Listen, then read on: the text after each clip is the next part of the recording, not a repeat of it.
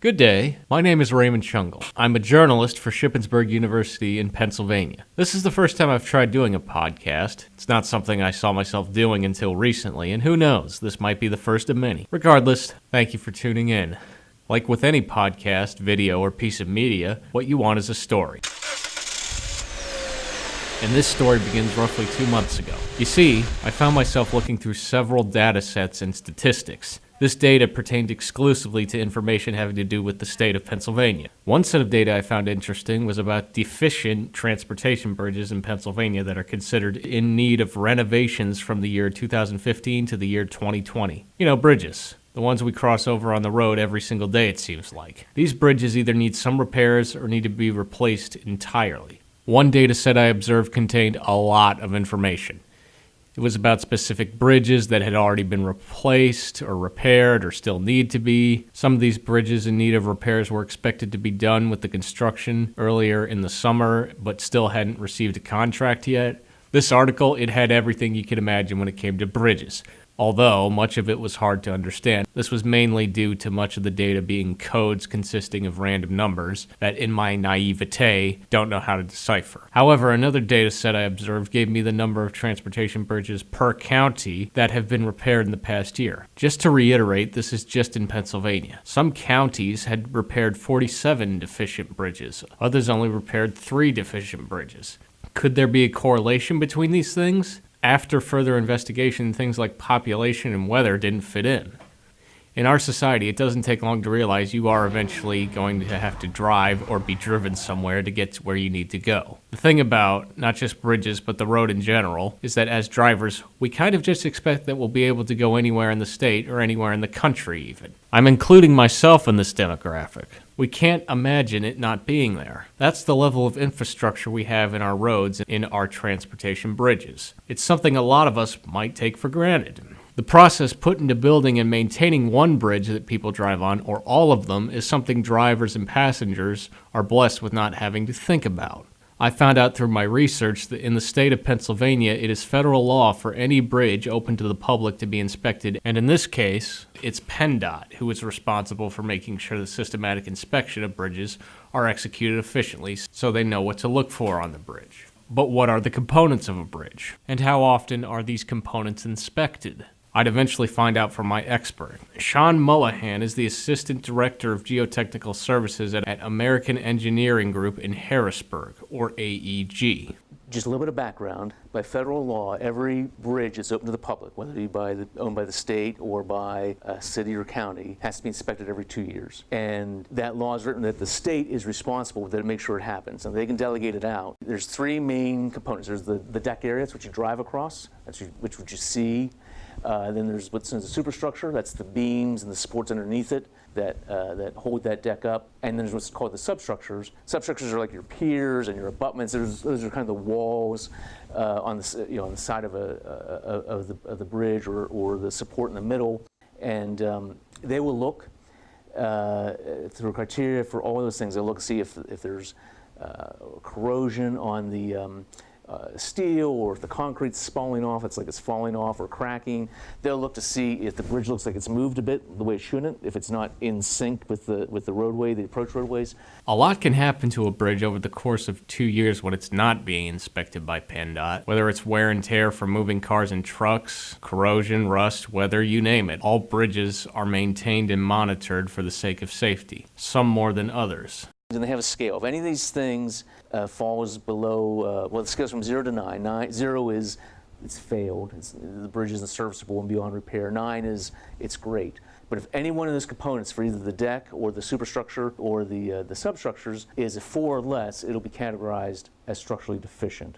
Now, when Mullahan says deficient, keep in mind that doesn't necessarily mean there's a danger of a bridge collapsing. Sometimes it just means the support beams have lost some of their capacity, or the bridge's driving deck has shifted slightly. Sometimes it means over the course of 2 years the land has moved a bit. Structurally deficient bridges may just be renovated as an easy solution, or if constant maintenance is just too expensive over the years, the easiest solution may just to be replace the whole bridge altogether. It's a clean start after all. Some bridges in the area of Cumberland County, Pennsylvania, where Shippensburg University resides, were built according to the standards of bridges 50 years ago. Other regulations have changed significantly over time. For example, the legal weight limit of tractor trailers is nearly 10,000 pounds heavier now than it was when some of these bridges were built. Today, there's little denying bridges and roads have become an interconnected network, at least attempting to make getting from point A to point B more straightforward. According to Mullahan, the structural methods for bridges have improved, allowing bridges built more recently to be able to stand the test of time for 50 or even 100 years. With age, these things start to lock up, just like if you never change the oil in your car, your engine might seize. It's tough to design these elements that you never see. You don't see driving across, but they have to function. And so 50 years is not bad for a piece of equipment that gets a pretty minimal maintenance. In reality, a bridge's design lifespan ultimately comes down to the best estimate, whether it's 50, 75, or 100 years. On bridges with 100 design life, we assume, say, some of the supports that you might see below ground, as an example, might corrode. And so we try to estimate how much corrosion might occur in 100 years, within 100 years, and then design the bridge to still be perfectly fine with that amount of corrosion. So that's one way we handle that.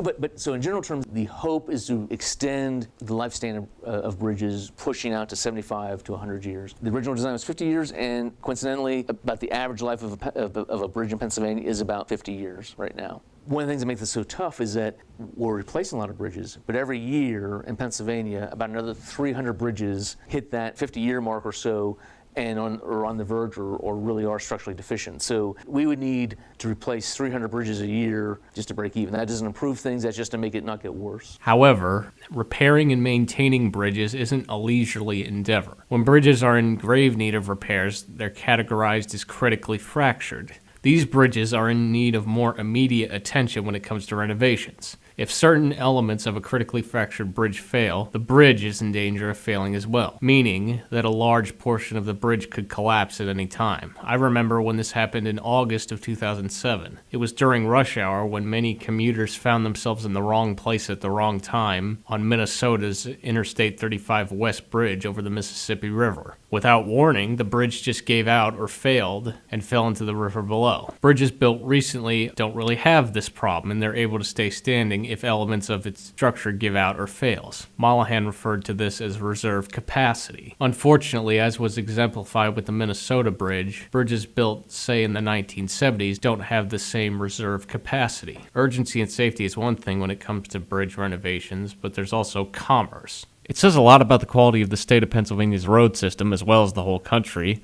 when you are, for the most part, able to keep moving wherever you need to. But remember, all bridges need to be upheld for safety reasons. All bridges listed as structurally deficient need some sort of renovation. But when a bridge that carries a lot of traffic is being repaired, state construction workers need to contend with the infinite flow of oncoming traffic that is sometimes encountered in many construction projects. A bridge that carries a lot of traffic, or is in other words more popular than a discrete back road that only a few people use in a day. If a bridge carries traffic on an interstate highway, carries traffic to a state university for roughly 6,000 college students, traffic to the police station, or carries all the school buses, it's going to receive more attention if the two are listed as needing renovations at roughly the same time. And there's a dilemma when popular bridges need to be repaired in significant ways. Extensive renovations applies to replacing the bridge in its entirety. These almost always require traffic to be blocked off in some way, shape, or form. Traffic has to flow one way or another, but if a bridge is partially blocked for one-lane traffic travel or just completely shut down, the traffic is going to flow much slower. And this goes back to the expectation most people have that bridges and roads will always work just fine wherever they go, so the driver can always go wherever he or she needs to go. When this idea is yanked away by bridge construction, usually there's a negative response. It's inconvenient to have to take a detour or wait for a line of cars to pass through before you can go on with your driving. Through the research I've conducted, the conclusion of this reality is something many people see as an annoyance. But ultimately, renovations of bridges and roads comes down to safety, does it not? Engineers in the transportation field never lose sight of the ever-changing standards in place for the sake of our safety, of bridges and roads. And no infrastructure is without its flaws. In Pennsylvania, whether the bridge is attached to an interstate or a discrete back road, structural engineers like Mollahan continue to do their best to correct bridges before deficiency turns into danger, and they do their best to accomplish that. Before I wrap this up, I'd like to take the time to thank Sean Mollahan. This podcast wouldn't have been possible without his help. And to those who tuned in, I hope you found this podcast informative. Thank you for listening. And of course, have a nice day.